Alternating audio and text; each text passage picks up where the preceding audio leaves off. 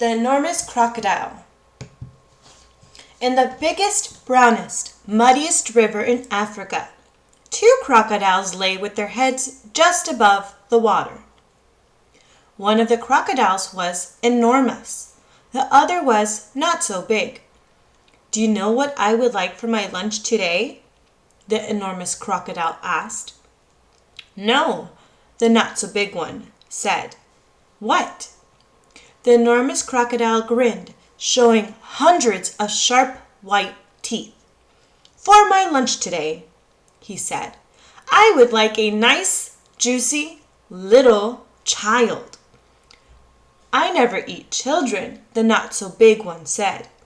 "Only fish." "Ho, ho, ho!" cried the enormous crocodile. "I'll bet if you saw a fat, juicy little child paddling in the water over there at this very moment, you'd gulp him up in one gallop." "No, I wouldn't," the not so big one said. "Children are too tough and chewy. They are tough and chewy and nasty and bitter."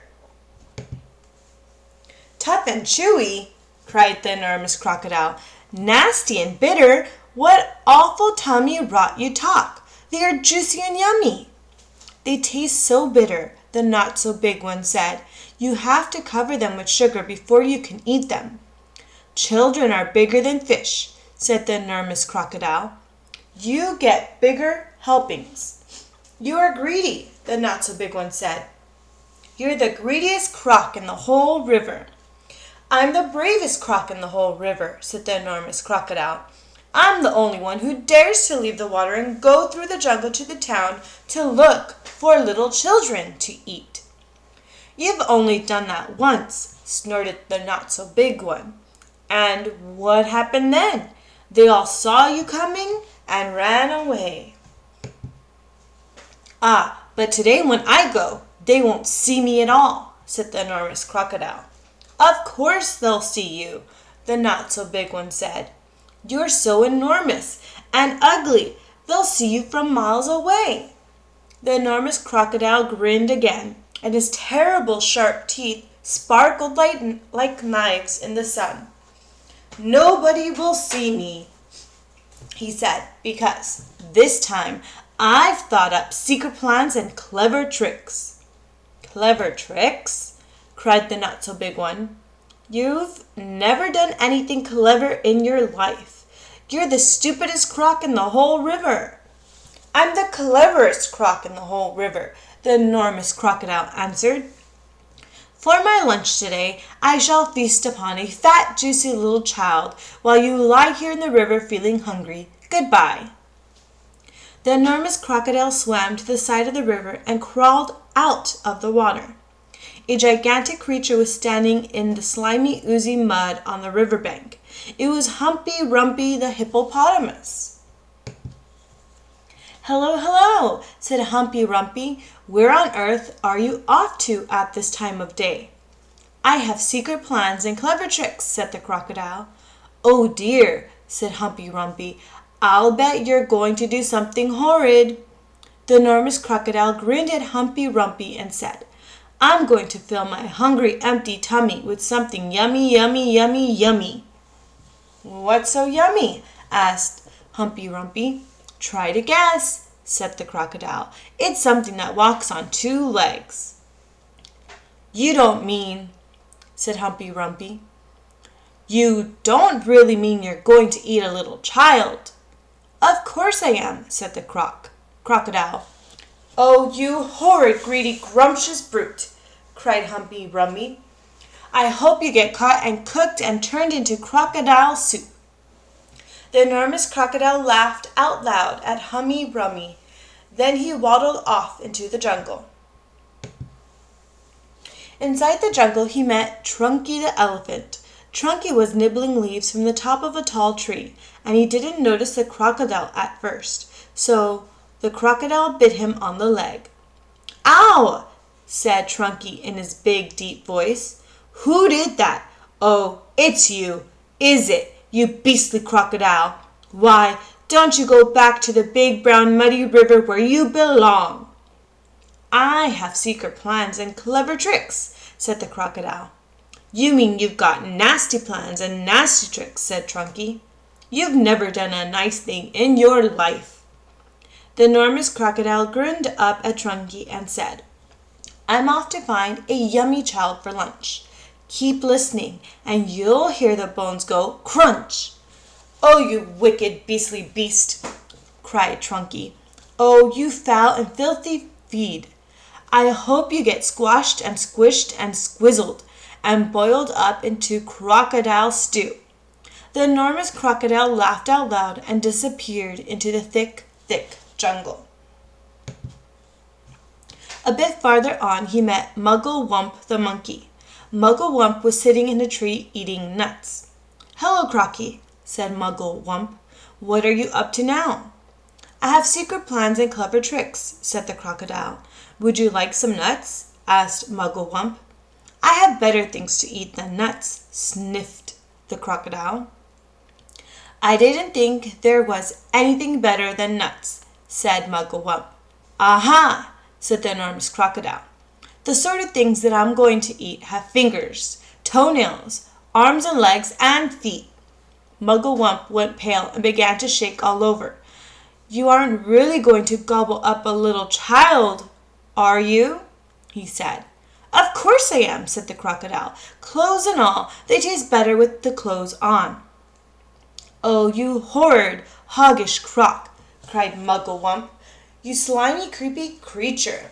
I hope the buttons and buckles all stick in your throat and choke you to death. The crocodile grinned up at Muggle-Wump and said, I eat monkeys too. And quick as a flash, with one bite of his huge jaws, he bit through the tree that Muggle-Wump was sitting in, and down it came, but just in time. Muggle-Wump jumped into the next tree and swung away through the branches. A bit farther on, the enormous crocodile met the roly-poly bird.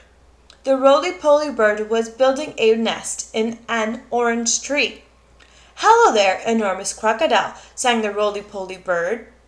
We don't often see you up here in the jungle. Ah, said the crocodile, I have secret plans and clever tricks. I hope it's not something nasty, sang the roly-poly bird. Nasty? Cried the crocodile. Of course it's not nasty. It's delicious. It's licious. It's super. It's mushish. It's duper. It's better than rotten old fish. You mash it and munch it. You chew it and crunch it. It's lovely to hear it go squish. It must be berries, sang the roly-poly bird. Berries are my favorite food in the world. Is it raspberries, perhaps? Or could it be strawberries? The enormous crocodile laughed so much his teeth rattled together like pennies in a piggy bank. Crocodiles don't eat berries, he said. We eat little boys and girls, and sometimes we eat roly-poly birds as well. Very quickly, the crocodile reached up and snapped his jaws at the roly-poly bird. He just missed the bird, but he managed to catch hold of the long, beautiful feathers in his tail. The roly-poly bird gave a shriek of terror and shot straight up into the air, leaving its tail feathers behind in the enormous crocodile's mouth. At last, the enormous crocodile came out of the other side of the jungle into the sunshine. He could see the town not far away. Ho, ho, he said, talking aloud to himself. Ha, ha! That walk through the jungle has made me hungrier than ever. One child isn't going to be nearly enough for me today. I won't be full up until I've eaten at least 3 juicy little children. He started to creep toward the town. The enormous crocodile crept over to a place where there were a lot of coconut trees. He knew that children from the town often came here looking for coconuts. The trees were too tall for them to climb, but there were always some coconuts on the ground that had fallen down. The enormous crocodile quickly collected all the coconuts that were lying on the ground. He also gathered together several fallen branches. Now for clever trick number 1, he whispered to himself. It won't be long before I am eating the first part of my lunch. He took all the coconut branches and held them between his teeth. He grasped the coconuts in his front paws. Then he stood straight up in the air, balancing himself on his tail. He had arranged the branches and the coconuts so cleverly that he now looked exactly like a small coconut tree standing among all the big coconut trees. Soon, 2 children came along. They were brother and sister. The boy was called Toto. His sister was called Mary. They walked around looking for fallen coconuts, but they couldn't find any because the enormous crocodile had gathered them all up. "Oh, look!" cried Toto. "That tree over there is much smaller than the others, and it's full of coconuts. I think I could climb that one quite easily if you help me up the first part." Toto and Mary ran toward what they thought was the small coconut tree. The enormous crocodile peered through the branches. Watching them as they came closer and closer, he licked his lips. He began to dribble with excitement. Suddenly, there was a tremendous whooshing noise. It was Humpy Rumpy the hippopotamus. He came crashing and snorting out of the jungle. His head was down low, and he was galloping at a terrific speed. "Look out, Toto!" shouted Humpy Rumpy. "Look out, Mary! That's not a coconut tree. It's the enormous crocodile, and he wants to eat you up!" Humpy Rumpy charged straight at the enormous crocodile. He caught him with his giant head and sent him tumbling and skidding over the ground. "Owie!" cried the crocodile. "Help! Stop! Where am I?" Toto and Mary ran back to the town as fast as they could. But crocodiles are tough. It is difficult for even a hippopotamus to hurt them. The enormous crocodile picked himself up and crept toward the place where the children's playground was. Now for clever trick number 2. He said to himself, "This one is certain to work." There were no children in the playground at the moment. They were all in school. The enormous crocodile found a big log and placed it in the middle of the playground. Then he lay across the log and tucked in his feet so that he looked almost exactly like a seesaw. When school was over, the children all came running into the playground. "Oh, look!" they cried. "We've got a new seesaw!" They all crowded around, shouting with excitement. "I'll go first. I'll get on the other end. I want to go first. So do I. So do I." Then a girl who was older than the others said, "It's rather a funny, knobby sort of seesaw, isn't it? Do you think it'll be safe to sit on?" "Of course it will," the other said. "It looks strong as anything." The enormous crocodile opened one eye, just a tiny bit, and watched the children who were crowding around him. Soon he thought, "One of them is going to sit on my head. Then I will give a jerk and a snap, and after that, it will be yum, yum, yum." At that moment, there was a flash of brown, and something jumped into the playground and hopped up onto the top of the swings. It was Muggle-Wump the monkey. "Run!" Muggle-Wump shouted to the children. "All of you run, run, run! That's not a seesaw. It's the enormous crocodile, and he wants to eat you up." The children screamed and ran for their lives. Muggle-Wump disappeared back into the jungle, and the enormous crocodile was left all alone in the playground. He cursed the monkey and waddled back into the bushes to hide. "I am getting hungrier and hungrier," he said. "I shall have to eat at least 4 children now before I am full up." The enormous crocodile crept around the edge of the town, taking great care not to be seen. He came to a place where they were getting ready to have a fair. There were slides and swings and dog-em cars, and people selling popcorn and cotton candy. There was also a big merry-go-round. The merry-go-round had marvelous wooden creatures for the children to ride on. There were white horses and lions and tigers and mermaids with fish tails, and fearsome dragons with red tongues sticking out of their mouths. "Now for clever trick number 3, said the enormous crocodile, licking his lips. When no one was looking, he crept up onto the merry-go-round and put himself between a wooden lion and a fearsome dragon. He sat up a bit on his back legs, and he kept very still. He looked exactly like a wooden crocodile on the merry-go-round. Soon all sorts of children came flocking into the fair. Several of them ran toward the merry-go-round. They were very excited. "I'm going to ride on a dragon," cried one. "I'm going on a lovely white horse," cried another. "I'm going on a lion," cried the third one. And a little girl, whose name was Jill, said, "I'm going to ride on that funny old wooden crocodile." The enormous crocodile kept very still, but he could see the little girl coming toward him. "Yummy, yum, yum," he thought. "I'll gulp her up easily in one gallop." Suddenly there was a swish and a swoosh, and something came swishing and swooshing out of the sky. It was Roly-Poly Bird. He flew round and round the merry-go-round, singing, "Look out, Jill, look out, look out! Don't ride on that crocodile!" Jill stopped and looked up. "That's not a wooden crocodile," sang the Roly-Poly Bird. "It's a real one. It's the enormous crocodile from the river, and he wants to eat you up." Jill turned and ran. So did all the other children. Even the man who was working the merry-go-round jumped off it and ran away as fast as he could. The enormous crocodile cursed the Roly-Poly Bird and waddled back into the bushes to hide. "I am so hungry now," he said to himself. "I could eat 6 children before I am full up." Just outside the town there was a pretty little field with trees and bushes all around it. This was called the picnic place. There were several wooden tables and long benches, and people were allowed to go there and have a picnic at any time. The enormous crocodile crept over to the picnic place. There was no one in sight. "Now for clever trick number 4, he whispered to himself. He picked up a lovely bunch of flowers and arranged it on one of the tables. From the same table he took away one of the benches and hid it in the bushes. Then he put himself in the place where the bench had been. By tucking his head under his chest, and by twisting his tail out of sight, he made himself look very much like a wooden bench with 4 legs.